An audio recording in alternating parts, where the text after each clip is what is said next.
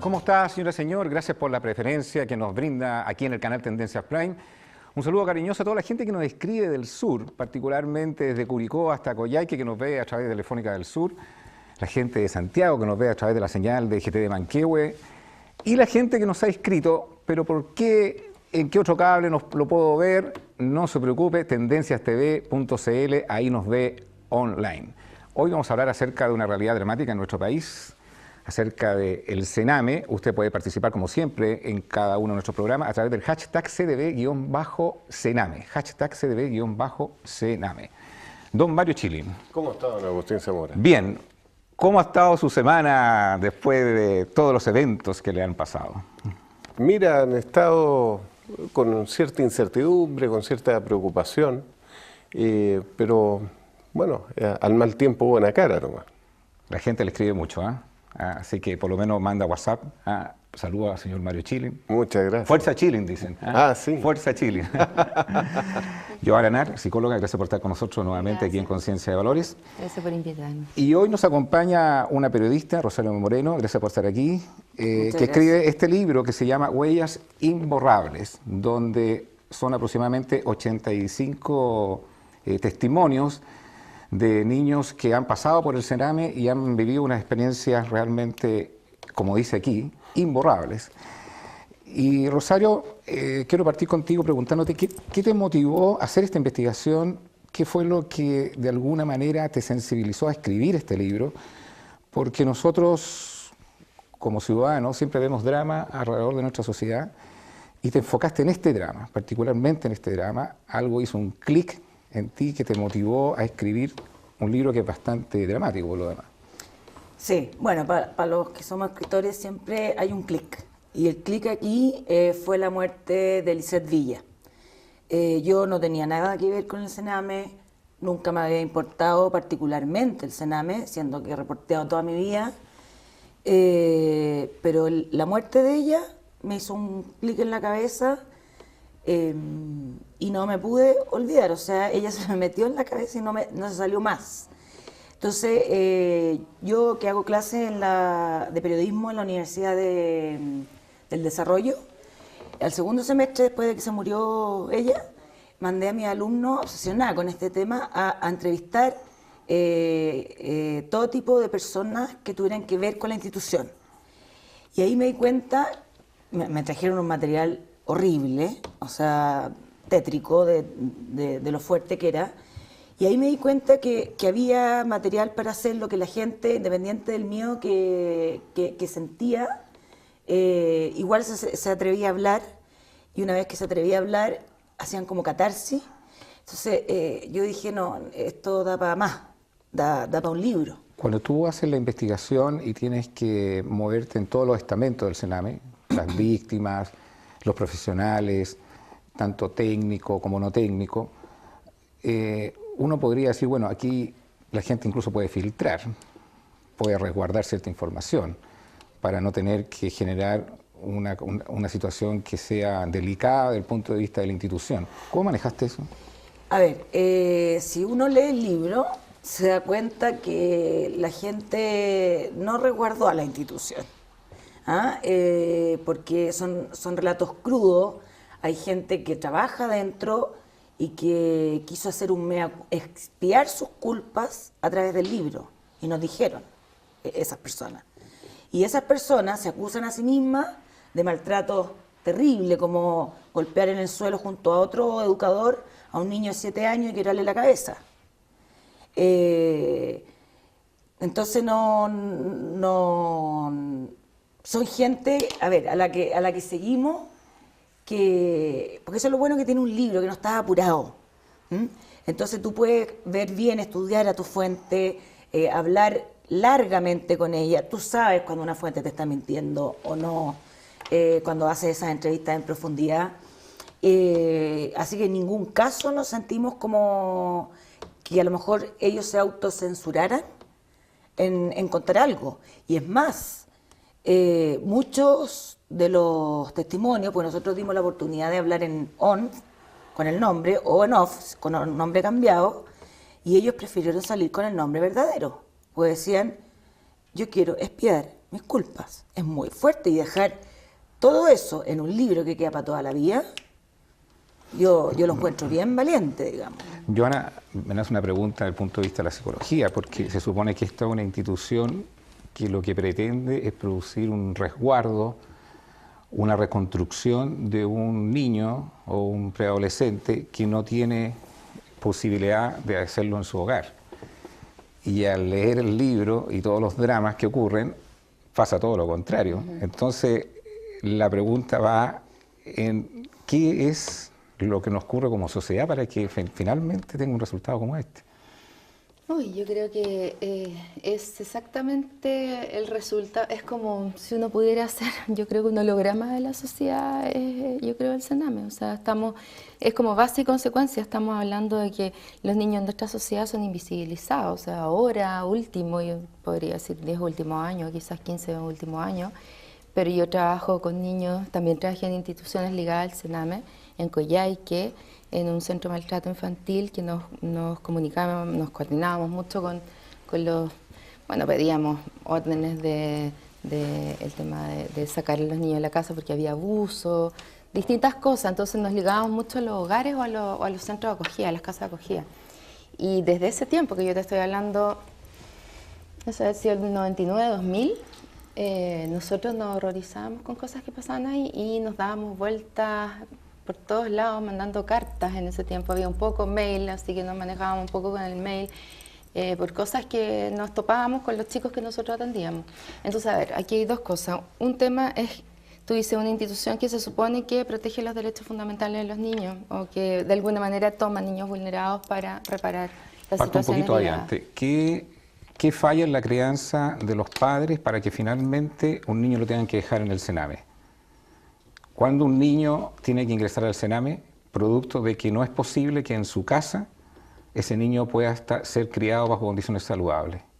¿Cuál es ese escenario? Es un criterio, yo te podría dar mi criterio, que ha ido cambiando, porque como te digo, en ese tiempo en donde uno empieza a ver, se empezó a abrir como el tema de la violencia dentro de la familia, en el fondo, empezó a ser un tema más público, estábamos los que trabajábamos con niños con mucha necesidad de proteger a estos niños y habían, yo creo que muchas solicitudes de medidas cautelares de salida del niño del hogar, porque habían abusos, por ejemplo, la mamá no creía en el abuso, el papá era el abusador, en cosas bastante graves en el fondo. Si tú me dices cuál es el criterio, con este Sename, yo siento que tienen que ser temas ligados a la protección de los derechos en relación a maltrato grave, que incluye abuso sexual, y lo que puede ser maltrato leve, yo trabajaría desde otro lado, en la actualidad del Sename, por decirlo de esa manera.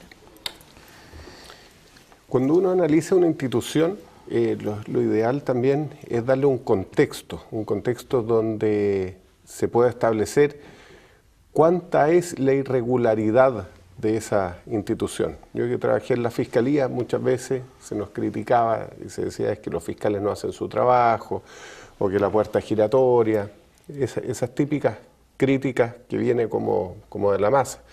Sin embargo, haciéndonos cargo de esas críticas, podríamos decir, sí, existen algunos fiscales, no son todos, es un porcentaje más bien bajo, que a lo mejor no hace su trabajo como debería ser.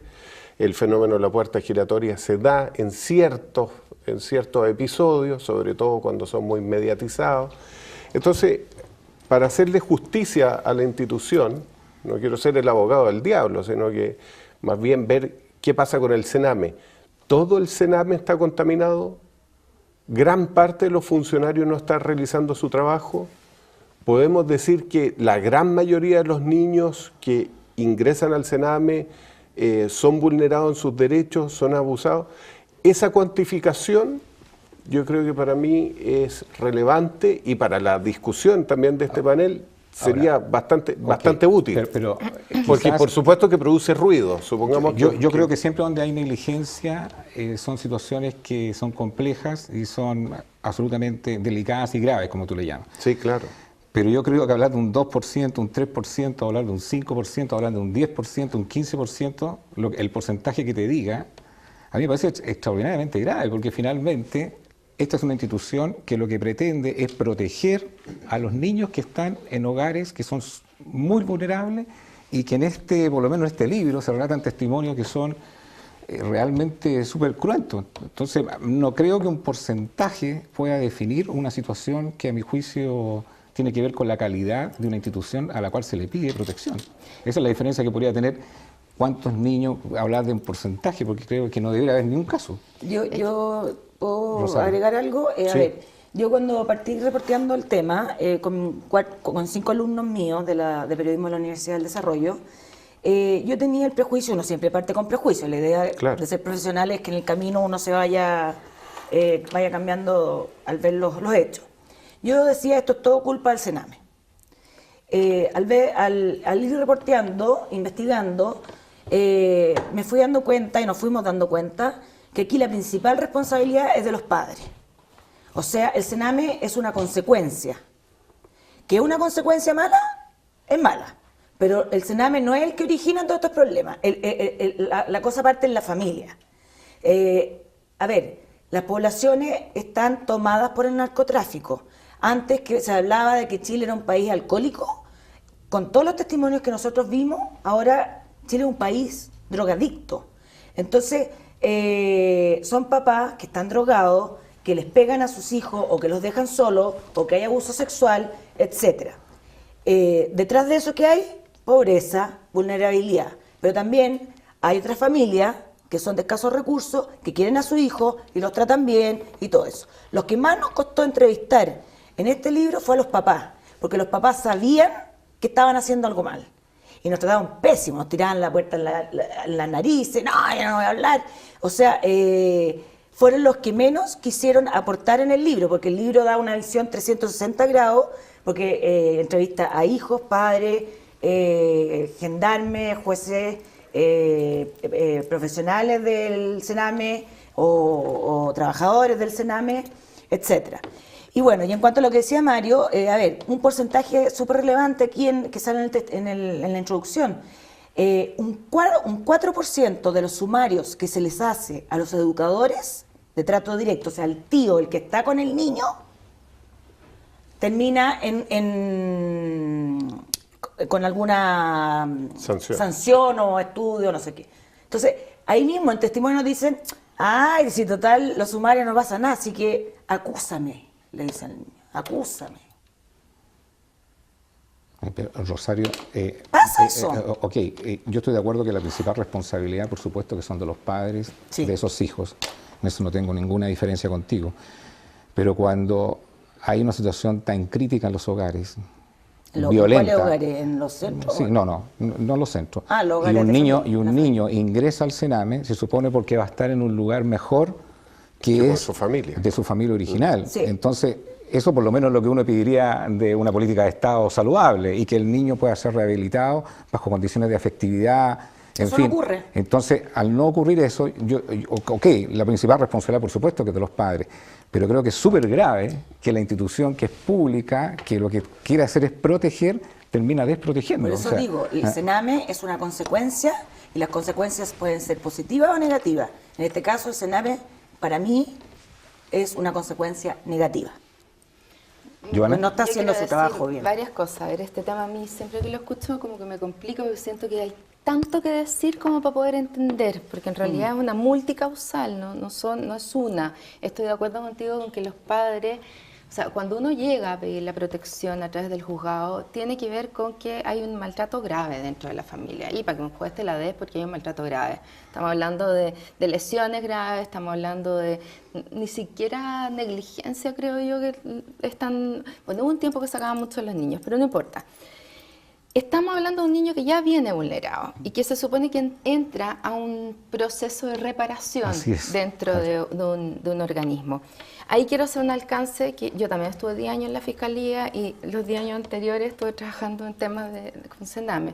Entonces, más o menos conozco y es absolutamente distinto. ¿Por qué? Porque, a ver, Primero, no hay una política, no sé hoy día mismo, pero hasta hace, no sé, 2 años que yo trabajaba en Fiscalía, no había una política en donde hubiera de verdad reparación, o sea, psicólogos de verdad trabajando con los niños, no había, no existía. A veces a los niños los enviaban a otros centros.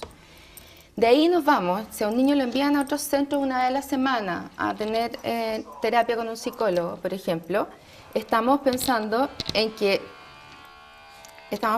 que ese profesional debe ser alguien con mucha experiencia, no solamente que tenga una cantidad de libros en la cabeza, sino que en realidad sea capaz de empatizar con el niño. Y estamos hablando, y ahí nos vamos a los sueldos, que los sueldos son súper bajos y generalmente la gente que ingresa a estos lugares como profesional son gente recién egresada, que no tiene experiencia. Entonces, ese es un foco. Entonces, primero, el no tener psicólogo o gente, ni siquiera psicólogo, pueden ser terapeuta, gente que trabaje en la reparación de los niños, lo que estaban haciendo, según lo que yo vi, es mantener a los niños lejos de la vulneración por parte de los padres, pero se producían nuevos hechos de vulneración por parte de los educadores de ahí. Estoy hablando de todo tipo porque yo vi abusos, y lo digo así claramente, vi abusos de parte de curas de hogares que eran manejados por curas, que nosotros hicimos un gran escándalo, entre comillas escándalo, estábamos en Coyhaique, y lo que hicieron fue tomar a este caballero y llevarlo a otro centro, sacarlo de Coyhaique. Esas son las políticas que se manejan. Entonces, si tú hablas con la tía, que es la educadora de los niños, porque yo he ido mucho, porque hay un feeling con los chicos, con las casas de acogida y todo. Tú vas donde la tía, y la tía sí es cariñosa, la tía sí quiere a los niños, pero cómo se crió esa tía, probablemente se crió en un ambiente con mucho maltrato. Entonces, probablemente esa tía estando en una situación de estrés, va a maltratar psicológicamente, por lo menos, a esos niños. Entonces, está todo mal en ese sentido. Y si tú le preguntas a los políticos, a la plana de los políticos, no tienen ni idea. Y eso es lo que a mí más rabia me da, porque la gente que ponen a la cabeza de todas estas instituciones no es gente que ha vivido, que ha estado con las patas en el barro, sabiendo realmente lo que está pasando adentro. Lo que parece sorprendente es que esto no es una cosa de los últimos 2 años, o sea, esto es una cosa de muchos años. Entonces vuelvo un poco a la observación que hace tú, Mario, digamos, porque de hecho ahora el actual gobierno está proponiendo algunas medidas para reformular todo este tema. ¿Cuál es Mario, tu mirada de esto? Porque también aquí hay temas legales de por medio. El tema de la adopción en Chile también es complejo, porque incluso estos niños no es fácil que también sean personas rápidamente posibles de ser acogidos en una familia para ser adoptados. Hay bastante traba también respecto a la adopción en Chile. Creo que muchos de los televidentes que conozcan parejas que han intentado adoptar en Chile saben el tremendo drama que ello involucra. Hay una burocratización profunda respecto al proceso de adopción y muchas parejas simplemente no se les concede la posibilidad de adoptar hijos, lo cual es gravísimo, porque si hay parejas que están en condiciones de entregarle amor, apoyo a un niño, no por un artificio de carácter burocrático se le va a dificultar tanto la satisfacción para esos padres como la posibilidad para esos niños. Cualquier pareja, cualquier familia, incluso por disfuncional que pueda ser, pienso que es superior a que esté en un organismo estatal como el que tenemos hoy en día. Estos lugares administrados por el Sename realmente en términos generales son bastante dramáticos. Entonces creo que deberíamos legislar al respecto y dar las facilidades para que el máximo de personas pudiera adoptar a un niño, por supuesto con requisitos mínimos de decencia de esos padres, de moralidad o más bien de condiciones psicológicas para apoyarlo.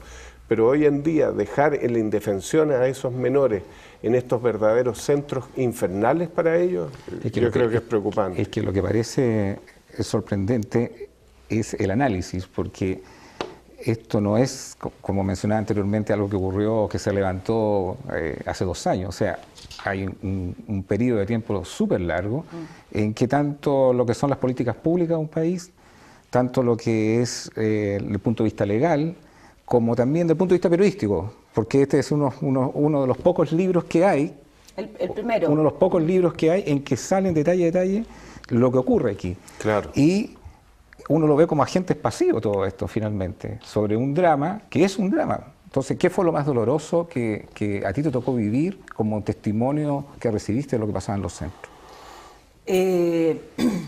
Todos los testimonios son terribles, a partir de la base de eso. Y un poco lo que decías tú antes, esta es la primera investigación periodística que se hace sobre el Sename que toma a todos los actores. Y yo creo que por eso el éxito que ha tenido, porque una investigación periodística compite con novelas en la librería y es muy difícil ganarle. Y al terminar el primer mes se hizo la segunda edición. El presidente de la República lo ha citado en discursos que ha hecho sobre el Sename, que yo estaba en cuando se firmó la ley de la creación de la Subsecretaría de la Infancia, yo estaba ahí y empiezan a hablar del libro y todo. O sea, qué importante es mostrar crudamente la realidad, porque muchas veces la gente que escribe libros se autocensura y dice, no, esto es muy fuerte, demasiado fuerte, entonces nadie lo va a leer.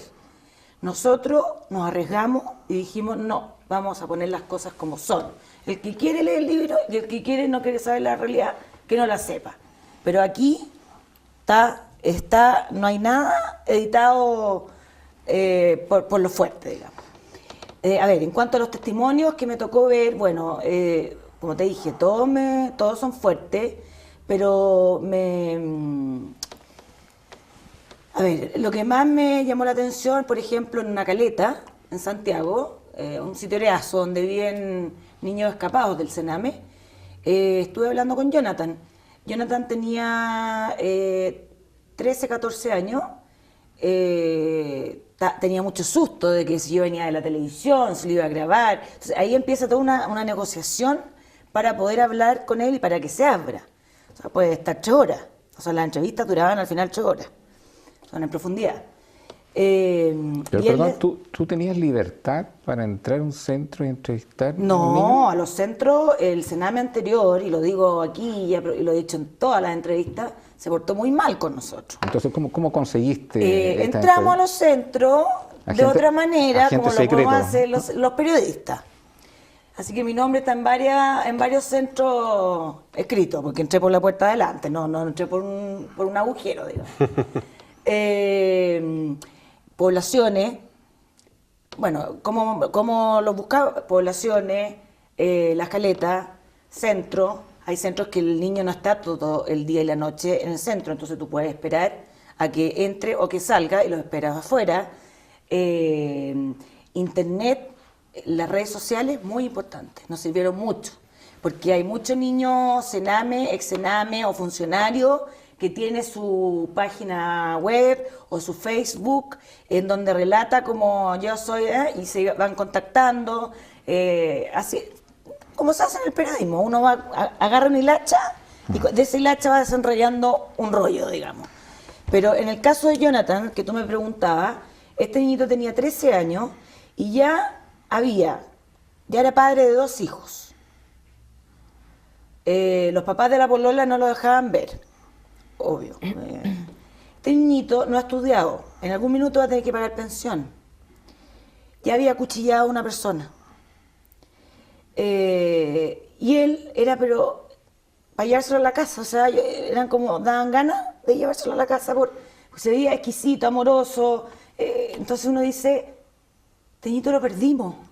¿Cómo un niñito así tú lo vuelves a drogadicto, además, que roba? ¿Cómo lo vuelve a reinsertar en la sociedad cuando ya partió con todo eso en contra? Es una buena pregunta para claro. Joana. Claro, entonces Ahora, yo me fui muy mal después de eso. Ahora, aún en ese drama, un niño se puede rehabilitar viviendo toda esa oscuridad, ¿o no? Pero es difícil. ¿Sabes lo que pasa? Que yo siento que todos se pueden rehabilitar con amor. O sea, yo sé que suena súper, pero yo he trabajado 20 años y yo siento que yo no tengo nada especial más que preocuparme por esa persona que está ahí, y no porque sea súper buena, no, porque tengo pasión por lo que hago, porque me interesa. Entonces, yo tenía chicos que llegaban, que eran de hogares, que me quebraron un ventanal y en un minuto, la primera sesión, me amenazó con el vidrio del ventanal, que era un chico que tenía toda una historia de haber matado animales, que iba a ser un chico con un trastorno bastante complejo, y yo empecé a, o sea, a ver, si tú te conectas con el otro desde el amor, si tú de verdad ves, yo lo que empecé a hacer con él es, cada vez que tenía que ir a verme, yo me sentaba al lado de él a esperar que él estuviera más calmado. Y deben haber sido 5 o 6 sesiones en donde pasó este episodio que trató, como que me amenazó. Yo seguía ahí, yo le hablaba un poco de lo que yo pensaba que él necesitaba, él se enojaba, hasta que como la 6ª, 7ª sesión, él se sentó al lado mío y me dejó que lo abrazara, no al tiro obviamente, pero en el fondo al final, todos esos chicos, yo te puedo hablar, por eso cuando hacen la diferencia de infractores de ley y de niños vulnerados, no hay una diferencia ahí. Esos niños vulnerados van a ser infractores de ley y van a ser después, si no hay una intervención, si no hay alguien que les dé amor desde afuera, desde adentro. Hay gente que a veces con una sola palabra de cariño a los niños le hace un clic y cambian. Entonces, es estar mucho más consciente de cómo nosotros pasamos por la vida de los niños, del niño que está en la calle o del niño del hijo de la amiga, Tú puedes decir una palabra distinta en donde el chico se sienta identificado, sienta que le importa y todo cambia. Y como te digo, yo tenía chicas que me llamaban, en Coyhaique, en la Piedra del Indio, tal persona que se quiere tirar, ahí estaba yo, porque que tampoco me correspondía. Pero era, si yo no estaba nadie. Que está robando, ahí estaba yo. Entonces, en el fondo, lo que yo trataba de hacer, y lo que no es algo mío, sino que yo creo que es un tema de muchos psicólogos y mucha gente terapeuta, más que psicólogos que está en esto, es poder entregar un amor o un cariño incondicional al niño solamente porque es una persona. Joana, pero ¿cuánta gente hay como tú? Pero es que debiera haber mucho más. Por eso digo, o sea, es que yo te felicito, pero no es la realidad. No, pero, no es la realidad. Pero es que para allá voy, porque ¿qué van a hacer ahora? Ojalá que no, pero ¿qué van a hacer ahora? La gente que no conoce mucho el ámbito, que sabe que, menos mal que se ha leído el libro como el tuyo, etcétera, va a empezar a diferenciar, va a hacer la diferencia entre a cuál les tiro a la cárcel, a cuál les tiro para acá. Son lo mismo. O sea, yo tengo chicos de 17 A lo mejor años, debería haber un trabajo más de voluntariado, No, pero hay como ocurre en los países 1.313 muertes en la última década en el Sename. 1.313. Y eso ha subido. En la última década. Si ustedes son los promotores de una solución, ¿qué es lo que harían? Ya el gobierno de Sebastián Piñera ha lanzado algunas medidas, pero cuando uno trata de ir al área chica tampoco logra visualizar eso. Y no es tan fácil la solución tampoco. Entonces, considerando de que no debe morir ningún niño en ninguna institución pública que se supone que tiene que salvaguardar todos sus derechos. ¿Qué mejor derecho que el derecho a la vida, digamos? Entonces, si tuviéramos que llegar a cero, con toda la experiencia que tú tuviste, Rosario, de todos los testimonios, con no solamente los testimonios de las víctimas, sino los testimonios también de todos los que trabajaban en el Sename, con toda la experiencia profesional que tú también has trabajado en esa institución, y tú, Mario, desde el punto de vista de lo que es la protección básica que tiene que tener un niño, que son los mínimos derechos, si tú eres hermano de usted, si fuese ministro de Estado, digamos, para resolver este tema, más que por supuesto creo que el libro es súper importante, pero también tiene que ser un llamado que hay que resolverlo, no hay que esperar otra década más para que ocurran 1.313 muertes más. ¿Qué harían? ¿Dónde pondrían el foco? Rosario, sí. A ver, uno, voluntad política, férrea, y para hacer tortilla hay que quebrar el huevo, o sea, van a tomar medidas, si queremos cambiarlo, tomar medidas drásticas, y si hay marcha, y si hay gente que está en contra, comérsela, y más recursos. Porque yo... Perdón, el primer punto, ¿a qué te refieres con la voluntad política? Porque yo creo que si tú le preguntas a cualquier político, digamos, respecto al tema del drama del Sename, todos van a estar de acuerdo que hay que solucionarlo. Una cosa es hablar, bla, bla, y otra cosa es... Por eso te pregunto, ¿qué es lo que es voluntad política? Pero es que yo veo ahora en este minuto que al menos hay más voluntad política que antes. O sea, que un presidente cuando asume el primer día, se va al Sename, que nunca hace una actividad el primer día, y va al Sename y anuncia 10 medidas, es porque el mismo presidente se puso la soga al cuello y dijo, cóbremela, ¿sí o no? O sea, ya. Después ha nombrado a gente súper capaz, no ha sido con coteo político. La Susana Tonda, directora del Sename, o sea, de verdad que no es técnica, ella es una mujer muy capaz y todo eso. Entonces, vamos por buen camino, dices tú. Yo creo, o sea, a ver, vamos por buen Con esta camino, media, con pero esta se media. necesita mucha plata. A ver, yo he leído estudios de cuánto ganan los niños, cuánto gastan los cenames de países de primer nivel, digamos, Inglaterra, Canadá, y gastan 4 veces más que en Chile. Entonces, hay que invertir más plata por niño, porque como decía Joana, a ver, en los testimonios que nosotros vimos, iba una psiquiatra una vez a la semana con suerte a un centro donde hay 80 niños. ¿Puede atender esa psiquiatra a los 80 niños? No. ¿Están todos medicados? Sí. ¿Sobremedicados? Sí. Tú vas al centro y los veis botados, que les cae la baba por el lado. Y los tienen así, porque como son niños conflictivos, para que el tío pueda como sobrevivir. Ya. Entonces, ya, y ahí cambiaría, lo que primero cambiaría sería sacar a todos los tíos de los centros, que pueden tener a lo mejor mucha vocación, pero no tienen las herramientas para tratar a los niños. No son profesionales competentes. A ver, les piden cuarto medio, y yo vi que algunos no les pedían ni siquiera el cuarto medio. O sea, de una ferretería se podía ir a trabajar a cuidar niños. Entonces, tú tienes que contratar gente profesional que esté capacitada con temas de niñez. Por ejemplo, psicólogos, psicopedagogos, psiquiatras y todo eso. Y además, ¿qué es lo peor que vi? Lo peor que hay en el Sename. Estos tíos ganan entre 600 y 700 mil pesos, que no lo encuentro malo para una persona que no tiene una profesión, por lo que veo en el nivel país. Pero ¿estos tíos no tienen profesión? no, pues, se les exige cuarto medio, solo cuarto Solamente medio. cuarto Solo medio. cuarto medio. Entonces, estos tíos ganarían esa plata si trabajan 8 horas al día. Pero ¿cuál es el círculo vicioso? A estos tíos le ofrecen muy buena paga por las horas extras. Entonces, un tío puede llegar a trabajar entre 36 a 48 horas seguidas. Tiene que medicamentarse para poder trabajar eso. Y fuman marihuana adentro y todo. El tema es que esa persona puede ganar 1,5 millones al mes. Entonces, ellos dicen, yo trabajo y no sé qué. Yo hablé con psiquiatras, hablamos con psiquiatras, y una persona a las 36 horas de estar trabajando seguido, le tiritan las manos. Acá. Se pone irritable, se pone violento.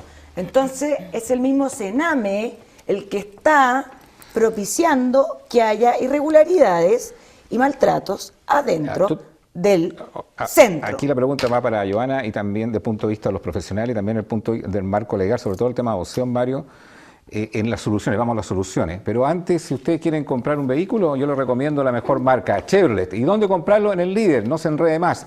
En inalco.cl usted encontrará una gama de vehículos Chevrolet, todoterreno, con un CAE, carga anual equivalente, baratísimo, en condiciones preferenciales. Cotice ahí en www.inalco.cl y usted podrá comprarse ese famoso Camaro de color azul, señor Chile, lo mira usted con una codicia. Exactamente. Pero se transforma en rojo para Joana. Mire, espectacular. Las mejores condiciones para comprar un Chevrolet usted la encuentra en Inalco, inalco.cl, líder en General Motors. La calidad de los profesionales. Me sorprende de que la competencia o la habilidad o las condiciones técnicas no sean las que corresponden, Joana.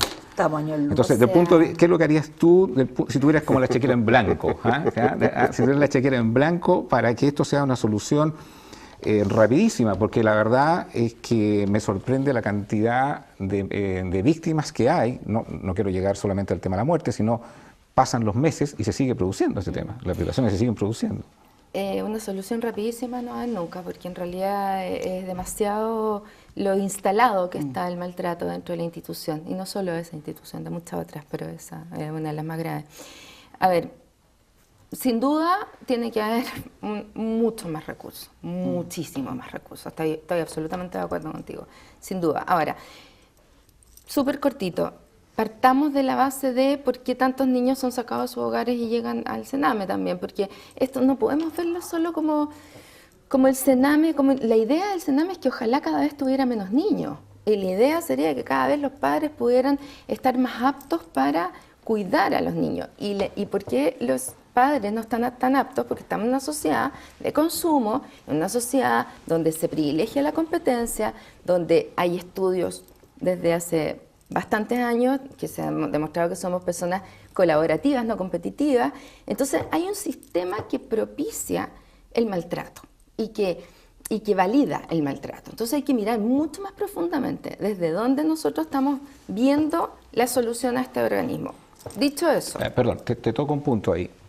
¿Qué incidencia tú le asignas a los hogares disfuncionales?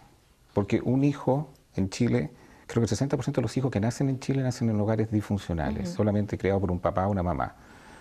¿Qué incidencia tú le asignas a esa variable en este tema? Cero.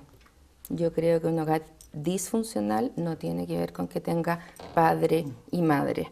O sea, de hecho, yo soy mamá soltera, después me casé, después me separé, tengo mis 2 niños, o sea, y creo que mis niños he hecho lo mejor que he podido.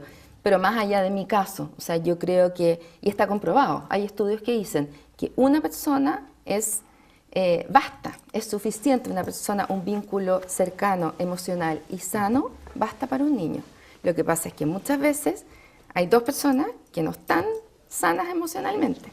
Entonces ese es el tema. Y muchas veces hay 2 personas que hay una que sí está sana y otra que no. Entonces, claro, tienes más posibilidad entre 2 que haya uno sano. Por supuesto. Ese es el tema. Pero sí como que hay algo directo, por ejemplo, entre las separaciones o entre que una mamá soltera. No. Yo digo que... Entonces es como sinónimo el monoparental con lo Claro, disfuncional. Claro, exactamente. Entonces, ¿cuánto? Pero yo no sé qué tanto... Según lo que he estudiado, según lo que he visto y según mi experiencia, yo te diría que no. Y como te digo, hay estudios que dicen que un niño necesita una persona en la vida que tenga un vínculo sano, directo y cercano emocional con Porque él. tú tocas el punto, lo que pasa antes de llegar al Sename. Sí. Que eso nos pasa como sociedad. Sí, Entonces, por eso toco el tema de los hogares disfuncionales, si tiene alguna incidencia o no tiene ninguna incidencia, según tu análisis, 0. O sea, entonces ¿dónde está a tu juicio la falla? ¿Dónde estamos fallando en lo que es educación de familia en esta materia? Es que estamos en una sociedad donde, a ver, te lo voy a decir súper básico, es mi opinión. Yo creo que estamos en una sociedad donde hay gente que vale más que otra. Y eso está instalado en nuestra mente. Como que el que es más inteligente vale más que el que es menos inteligente, el que tiene más plata, el que tiene menos plata. Y creo que eso está instalado en nosotros, como que no se cuestiona. Becas, para los más inteligentes, para los más esforzados. Creo que hay una base en donde la jerarquía está instalada en nuestra sociedad. ¿Por qué eso es importante? Porque eso ya es violento. Eso ya a ti te permite decir qué es lo bueno y qué es lo malo.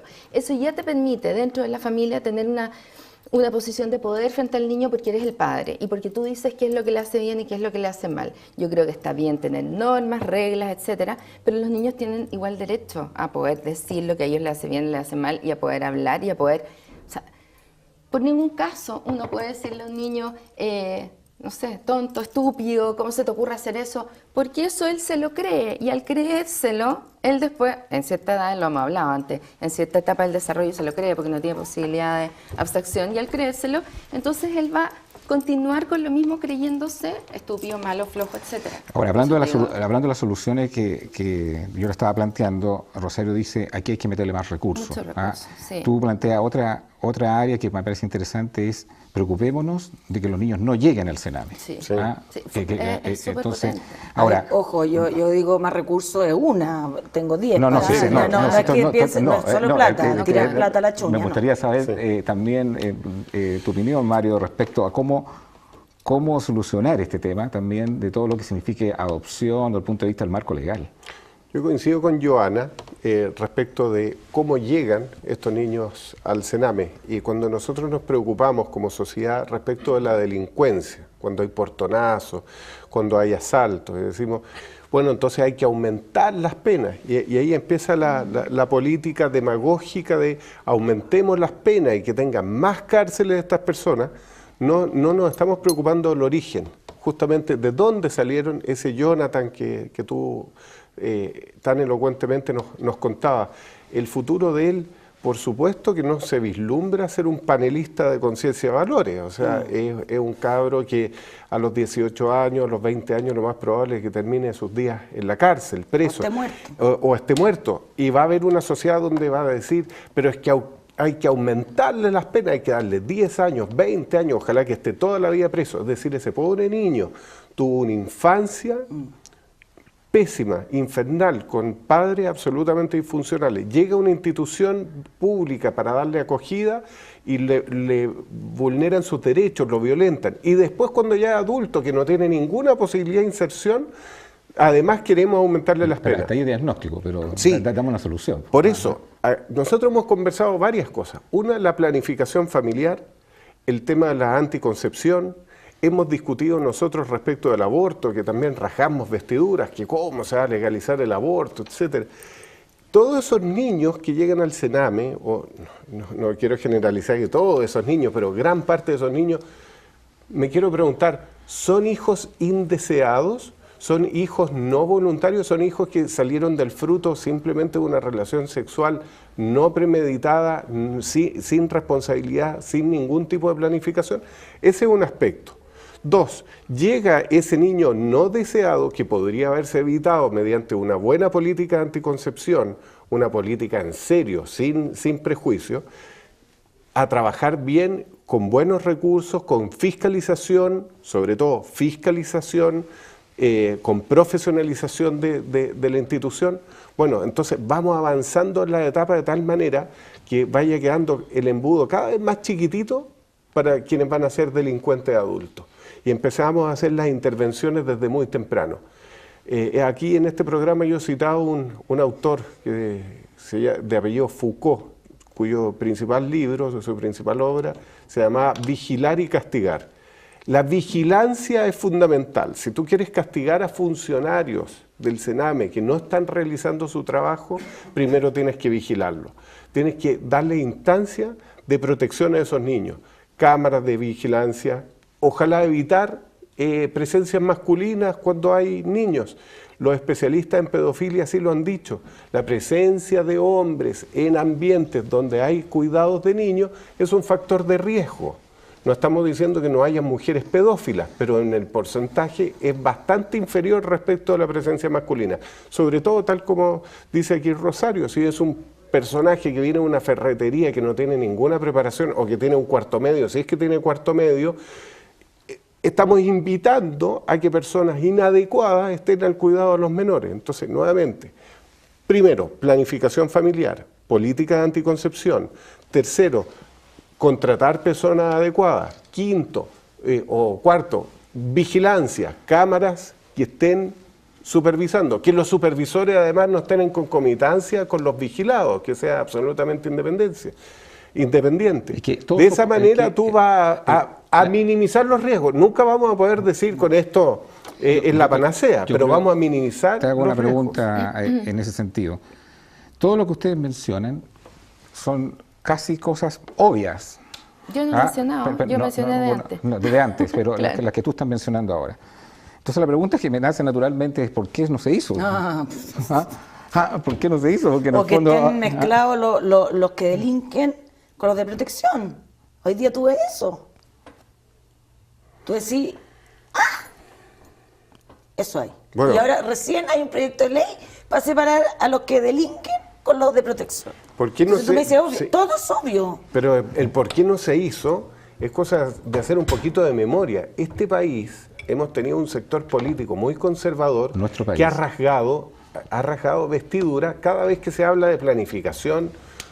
¿Se acuerdan hace nada cuando se hablaba de la campaña del preservativo? Esto fue hace unos 20 años atrás, 25 años atrás.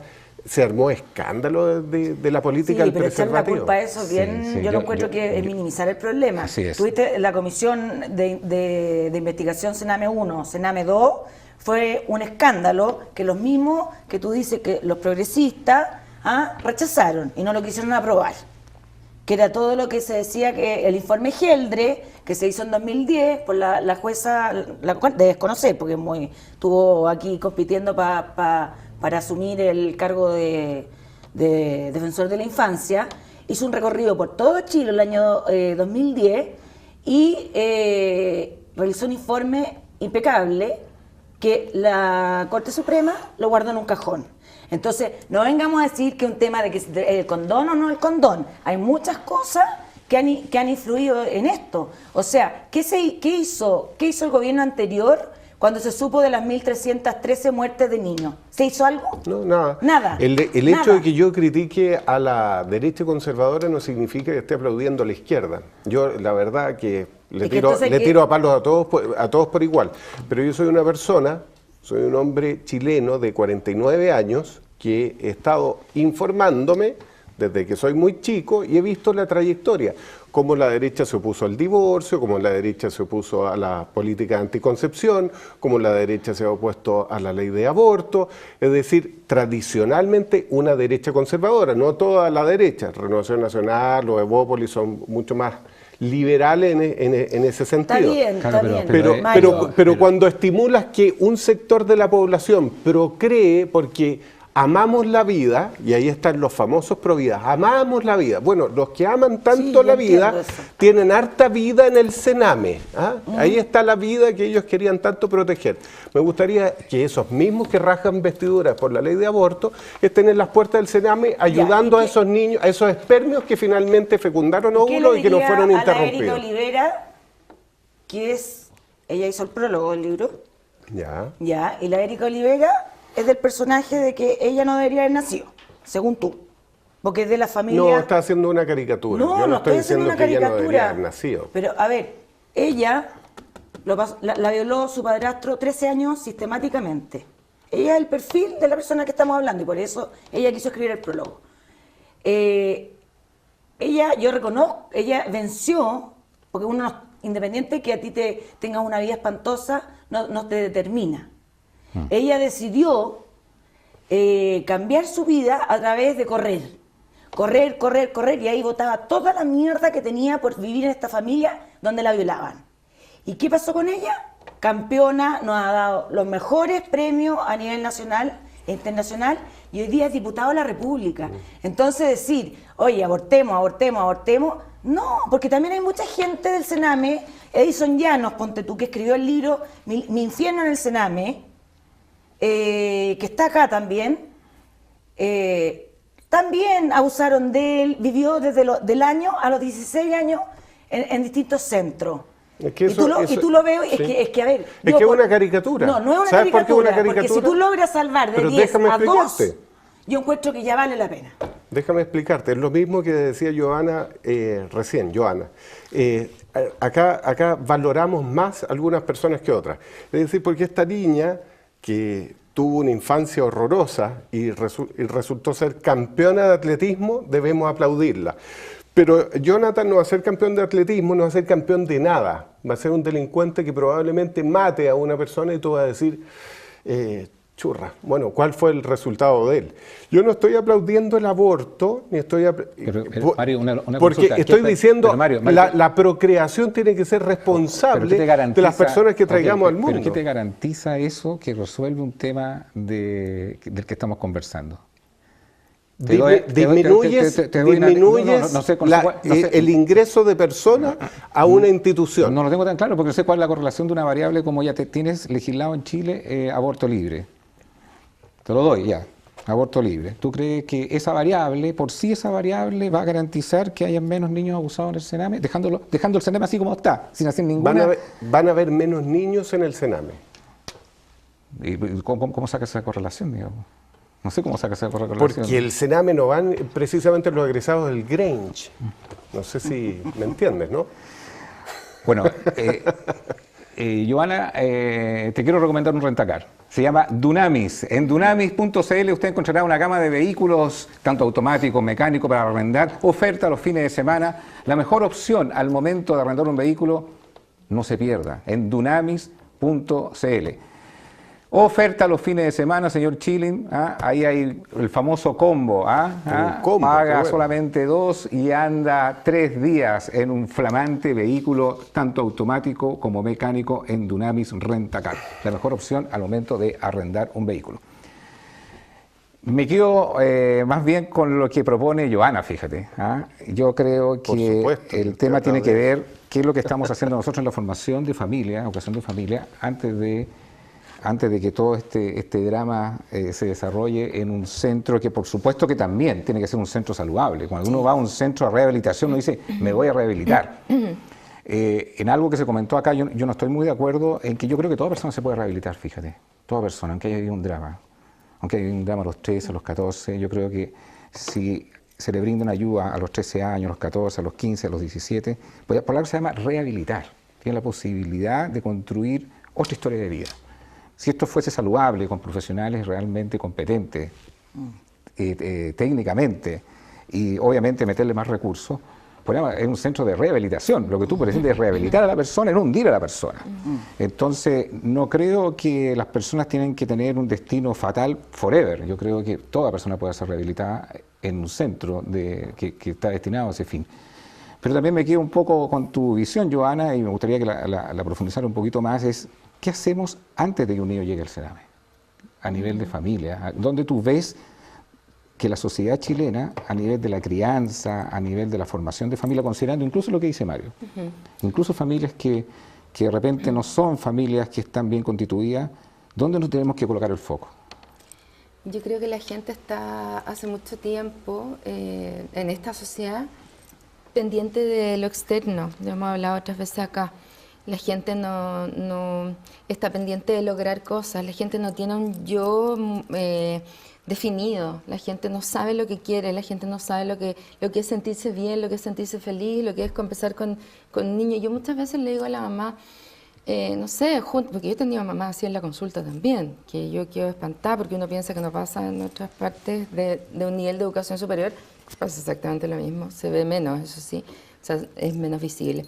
Entonces, yo les digo de repente, tienes que ir y estar con tu hijo, conversarle, mirarlo a los ojos. Me dice, pero es que no tengo tiempo.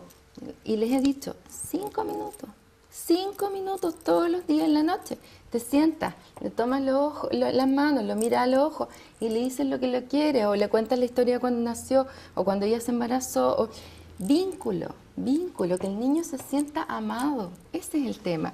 Si hay un niño que no se siente amado, independientemente de lo que haga, y eso no quiere decir que estamos hablando de que no hayan consecuencias de sus actos. Uno tiene que enseñar consecuencias de sus actos y tiene que enseñar reglas, pero yo tengo que transmitirle al niño que independientemente de lo que él haga, yo lo voy a amar igual, por sobre todas las cosas. Y eso los niños no lo saben, porque los niños no son padres. Entonces cuando uno es padre, uno dice, ¡ay, qué gel, el amor de un padre es un hijo! Pero un hijo no tiene idea lo que ama uno como padre, como madre. Entonces uno tiene que estar en la constante transmisión y comunicación del niño, de que haga lo que haga, le pase lo que le pase, yo voy a estar ahí porque lo amo y porque es un amor incondicional. Y eso no existe en nuestra sociedad. Y eso es lo que yo trato de reparar, que la persona que se sienta, cuando le va bien, diga, soy seca, me la puedo, y cuando le va mal, no tenga esa grabación en la cabeza que le dice soy lo peor, soy floja, que son todas las veces que los papás, cuando hizo las cosas mal, ella sintió que no la quisieron, porque es que no es que no la hayan querido, ella sintió que no la quisieron porque no sabemos verbalizar las emociones. Ese es para mí el tema principal de cualquier trauma. Rosario, ciencia ficción, te nombro ministro del actual gobierno. Mencionaste algunas de las medidas, pero dijiste que tenías varias más. No me gustaría. ¿Por qué no? ¿Qué otra medida tú ves que sería muy potente, de que uno podría decir en el corto plazo? Yo creo que esto sí sería un buen resultado. A ver, yo estoy de acuerdo con Joana que esto no es de corto plazo. Yo creo que pero aquí ahí tengo una discrepancia contigo. Si ustedes hacen un diagnóstico, es que esto está demasiado... Bueno, pero ustedes hacen un diagnóstico que en los centros del Sename, los profesionales que están no tienen la competencia técnica. Yo creo que ya es así. partimos de algo. Claro, entonces yo digo, política de corto plazo en menos de un año. Yo creo que en menos de un año tú sí puedes cambiar. Sí puedes capacitar a gente. Obvio, de hecho, cuando hablan como de la gente que sea profesional y todo, yo no creo. Yo creo que tiene que ser gente motivada, que ama lo que hace y que esté capacitada. Pero yo creo que En el caso de Lizeth capacitar... Villa, por ejemplo, Pero- las dos monitoras no estaban capacitadas y por eso no Es que sabían eso cómo voy. hacerle la... Pero no tiene que ver con profesión o no. Tiene que, o sea, yo te digo que pueden haber psicólogos que salgan y quizás no estén preparados para trabajar en esos lugares. Entonces, más allá de la profesión o de que sean técnicos, una capacitación, pero no la capacitación para poner en el papel. Se hizo capacitación. ¿A cuántos? ¿Cuál fue la evaluación? Yo siento que la gente que está en los mandos más altos, y no hablo solo del presidente ni de los políticos, sino que los mandos más altos de cada institución no tienen idea. Les llegan estos papeles y dicen, ya, hicimos capacitación, hicimos esto, se logró esto y esto, ya, autoevaluación.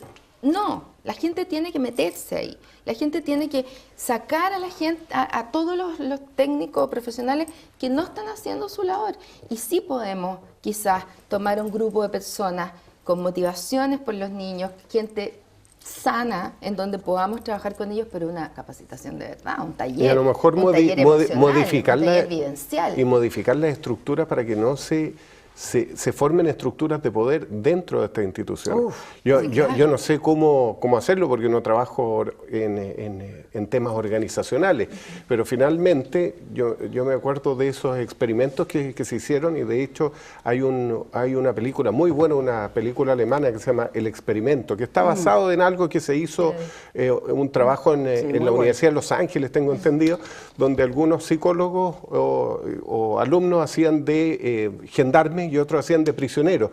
Y al poco tiempo se producían unos abusos brutales simplemente por el mero ejercicio de role-playing en ese sentido. Bueno, entonces, eso a es lo mejor importante. esas estructuras que tenemos dentro del Sename, si se rompieran como tal o se modificaran de tal manera de que no haya una estructura de supervisor y supervisado, donde hay una asimetría de poder, podría mejorarse y evitar este tipo de cosas. Pero eso es algo súper puntual y que está estudiado. La gente no debiera trabajar más de 2 años en violencia, por ningún caso.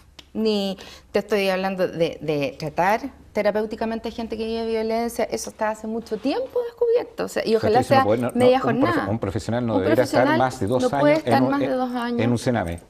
Y yo creo que ¿Por como qué? máximo.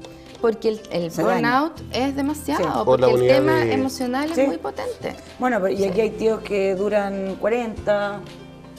Rosario, nos quedan 30 segundos. Un mensaje que tú le pudieras dar a la ciudadanía chilena, ¿ah? Incluso a las personas que están complicadas dentro de las casas, pensando que incluso la única solución puede ser el Sename. A ver, yo creo que si bien el tema del Sename, los mayores responsables en cambiarlo son las autoridades, nosotros siempre estamos como alegando que, pucha, que no hacen nada, pero hay que preguntarse, ¿qué hago yo? O sea, porque los niños y los jóvenes de Chile, yo creo que es tarea de todos, y hay muchas maneras de ayudar y apoyar el que arreglemos el Sename. Por ejemplo, haciendo voluntariado, que es muy fácil de llamar a un centro y decir, quiero ir a tal día con tantas personas a hacer cuentacuentos o a jugar fútbol, etc. ¿Ya? Y por ejemplo, programarse como familia, ir una vez al mes. Y eso a los niños, yo hice voluntariado y a los niños les encanta. Lo otro, el apadrinamiento. Hoy en día se pasan guagua o niños a una persona para que la cuide. Acogida. De acogida, claro, pero en un máximo de 2 años. Entonces, mucha gente no lo hace porque le da miedo encariñarse con esa guagua o con ese niño. Ahí está la política de adopción. Pero en una de las 10 medidas que anunció el presidente Piñera está el que se va a legislar para que esas personas puedan adoptar a esos niños para siempre. Así que ese tipo de cosas, bueno, y dar platita. Rosario, gracias por haber venido a Conciencia de Valores. Giovanna Nar, nos vemos en un próximo programa junto a Mario Chilin. Muchas gracias. Siga debatiendo a través de las redes sociales. Nos vemos mañana. Chao, chao.